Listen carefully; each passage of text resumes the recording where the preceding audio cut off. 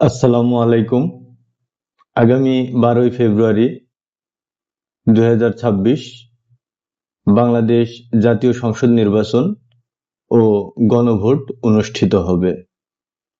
আপনারা জানেন, জাতীয় সংসদ নির্বাচনে সংসদ সদস্য নির্বাচিত করার জন্য আমরা বিভিন্ন প্রতীকে ভোট প্রদান করে থাকি। কিন্তু এর পাশাপাশি এবার আমাদের গণভোট অনুষ্ঠিত হবে। গণভোটে আপনারা কোনো প্রতীক পাবেন না।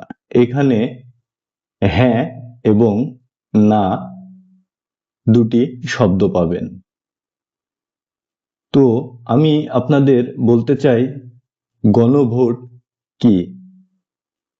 গণভোট হলো এমন একটি বিষয় যা দেশের জাতীয় এবং জনগণের মৌলিক চাহিদাগুলোর ওপর যখন কোনো আইন তৈরি করা হয়, তার প্রেক্ষিতে জনগণের সরাসরি উপস্থিতিতে এবং মতামতের ভিত্তিতে ওই আইনটি বাস্তবায়ন করা হয়।